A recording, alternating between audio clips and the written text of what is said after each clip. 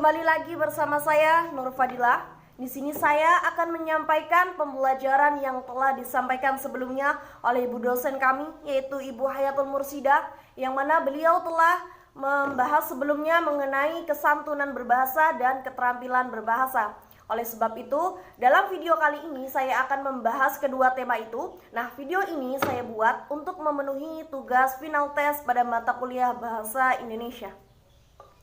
Untuk lebih mengefisiennya waktu, marilah kita simak bersama-sama video kali ini. Pertama yang akan saya bahas adalah kesantunan berbahasa. Kesantunan berbahasa terdiri dari dua. Yang pertama adalah kesantunan linguistik dan yang kedua adalah kesantunan pragmatik. Oke, sebelumnya saya akan menjelaskan terlebih dahulu apa itu kesantunan linguistik. Kesantunan linguistik adalah kesantunan yang dapat ditinjau dari segi bahasanya. Sedangkan untuk faktor penentunya dibagi lagi menjadi 4 bagian. Nah, apa saja itu? Yang pertama adalah panjang pendeknya sebuah tuturan. Mengapa demikian? Karena semakin panjang tuturan kita, maka akan jauh lebih santun. Namun, jika semakin pendek tuturan kita, maka akan terdengar kurang santun. Contohnya seperti ini.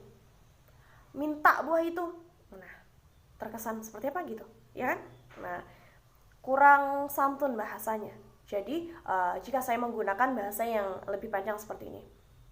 Bolehkah saya minta buah itu? Nah, maka terdengar jauh lebih lembut atau lebih santun. Oke. Selanjutnya yang kedua, faktor penentunya adalah urutan kalimat dalam tuturan. Jadi seperti ini, jika kita menggunakan kalimat perintah yang kita letakkan di awal, maka akan terdengar atau terkesan kurang santun. Namun, jika kita gunakan kalimat perintah tersebut, kita letakkan di akhir, maka akan jauh lebih santun. Misalkan contohnya seperti ini. Saya menggunakan kalimat yang kalimat perintahnya saya letakkan di awal. Contohnya seperti ini. Segera bersih-bersih.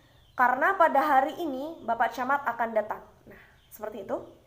Jika kita bedakan menggunakan kalimat perintah yang diletakkan di akhir.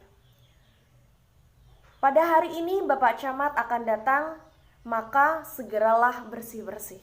Nah, seperti itu kan terdengar atau terkesan jauh lebih santun. Seperti itu ya. Baik, selanjutnya untuk faktor penentu yang ketiga yaitu adalah intonasi dan isyarat-isyarat kinestik. Mengapa intonasi dan isyarat kinestik juga mempengaruhi? Karena seperti ini. Intonasi itu sangat berpengaruh karena apa? Berkaitan dengan tinggi rendahnya suatu nada, penekanannya bagaimana, apakah kuat, apakah rendah. Jadi itu sangat mempengaruhi nanti untuk penyampaian kita terhadap seseorang. Seperti itu, seperti apa ya? Selanjutnya untuk isyarat-isyarat kinestik lainnya seperti ekspresi kita yang akan kita gunakan, selanjutnya untuk mimik wajah kita, gestur kita bagaimana dalam penyampaian tutur kita. Nah, seperti itu. Itu akan sangat berpengaruh. Seperti itu. Selanjutnya, yang keempat faktor penentunya adalah pemakaian ungkapan penanda kesantunan. Contohnya seperti tolong, maaf, mohon, segera, dan lain sebagainya. Nah, itu tadi bagian dari faktor penentu dari kesantunan linguistik. Selanjutnya kita akan membahas tentang kesantunan pragmatik. Nah, apa sih kesantunan pragmatik itu?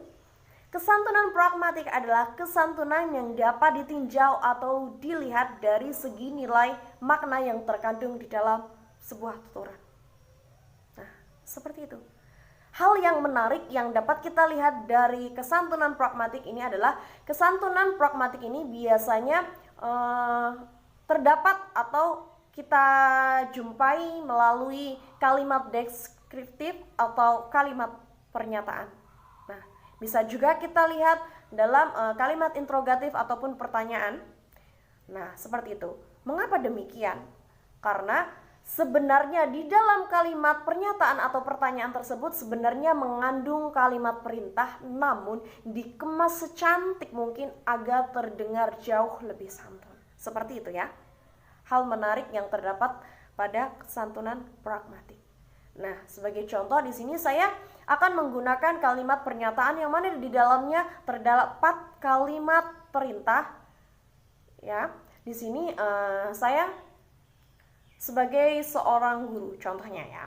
Di sini saya akan menyuruh peserta didik untuk menghapus papan tulis, namun saya menggunakan kalimat pernyataan dan saya kemas secantik mungkin. Nah, contohnya seperti ini. Papan tulis ini kotor sekali. Di mana saya akan menulis? Nah, jadi mau tidak mau secara tidak langsung pasti peserta didik akan langsung merespon. Nah, mereka melihat papan tulis yang kotor, jadi mereka akan segera menghapus papan tulis itu. Seperti itu. Nah, jika saya menggunakan kalimat pertanyaan untuk memberikan kalimat perintah, namun saya kemas ya dalam kalimat pertanyaan tersebut, contohnya seperti ini. Papan tulis ini kotor sekali. Siapakah yang piket pada hari ini? Nah, dengan kalimat pertanyaan tadi, siapakah yang piket pada hari ini?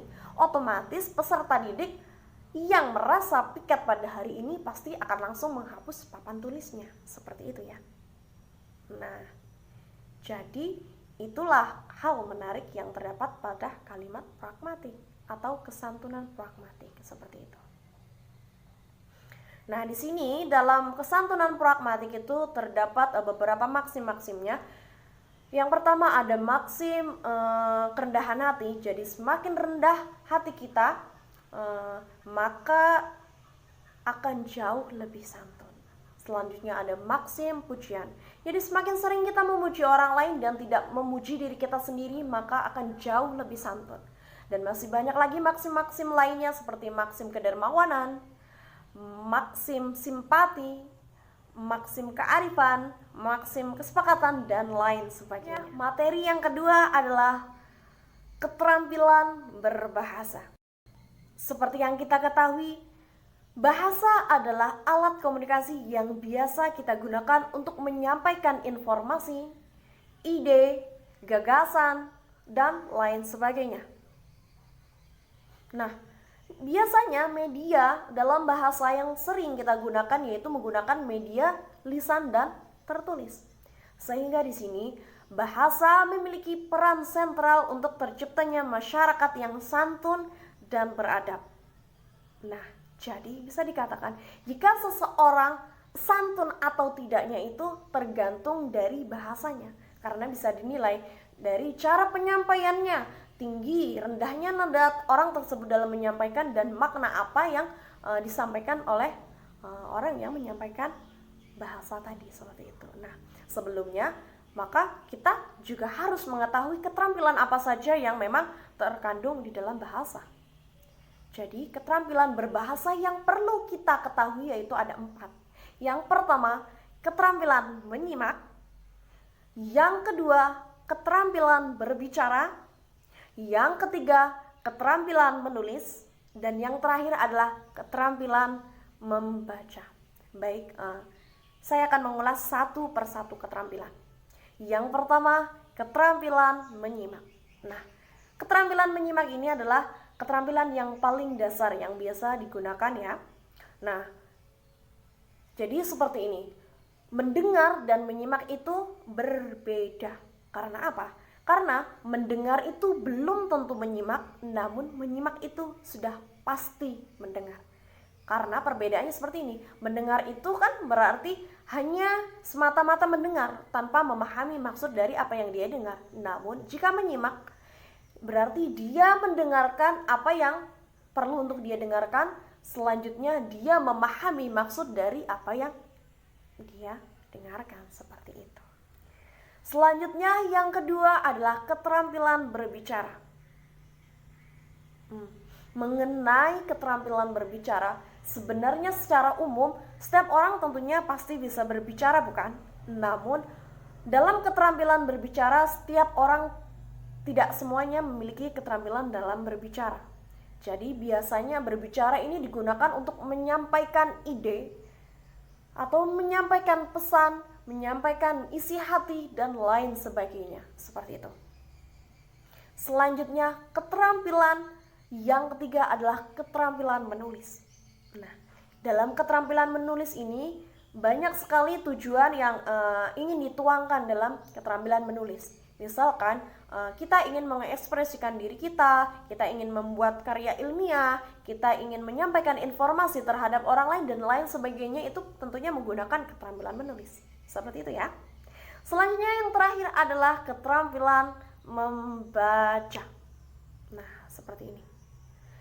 Sama halnya dengan keterampilan menulis. Keterampilan membaca juga memiliki tujuan yang bervariasi. Contohnya yang pertama, membaca tujuan hanya untuk hiburan semata. Ketika kita jenuh dan bosan, maka kita gunakan membaca ini sebagai penyegar pikiran kita, seperti itu. Selanjutnya untuk mengisi waktu luang kita, itu juga bisa kita lakukan ya. Selanjutnya untuk kita lakukan benar-benar kita membutuhkan informasi seperti itu. Misalnya kita membaca sesuatu yang memang kita butuhkan pada saat itu juga, seperti itu. Dan masih banyak lagi tujuan-tujuan yang bisa kita lakukan dalam keterampilan membaca ini. Nah, mungkin itu saja ya tadi 4 keterampilan yang perlu kita ketahui. Jadi dalam pembahasan kali ini tadi mengenai materi pertama dan materi kedua dapat kita simpulkan, yaitu yang pertama mengenai kesantunan berbahasa. Kesantunan berbahasa terbagi menjadi 2. Yang pertama kesantunan linguistik dan yang kedua adalah kesantunan pragmatik. Nah, kesantunan linguistik tadi adalah kesantunan yang dapat ditinjau dari segi bahasanya, sedangkan faktor pendukungnya yaitu terdiri dari 4. Yang pertama tergantung dari panjang pendeknya sebuah tuturan, yang kedua urutan kalimat dalam tuturan, yang ketiga intonasi dan syarat-syarat kinestik, dan yang terakhir adalah mengenai pemakaian ungkapan penanda kesantunan. Ya. Selanjutnya untuk kesantunan pragmatik, yaitu adalah kesantunan yang dapat ditinjau dari segi makna atau dari nilai sebuah tuturan. Nah, sedangkan kesantunan pragmatik ini juga memiliki beberapa maksim ya. Yang pertama ada maksim kerendahan hati, maksim kearifan, kedermawanan, pujian, dan lain sebagainya. Dan kesimpulan untuk materi keterampilan berbahasa di sini, keterampilan berbahasa memiliki 4 bagian. Yang pertama, keterampilan dalam menyimak, keterampilan dalam berbicara, keterampilan dalam menulis dan membaca. Mungkin itu saja yang dapat saya sampaikan. Mudah-mudahan dapat bermanfaat untuk kita semua. Kurang lebihnya saya mohon maaf. Assalamualaikum warahmatullahi wabarakatuh. Pesan saya selalu cintailah bahasa Indonesia.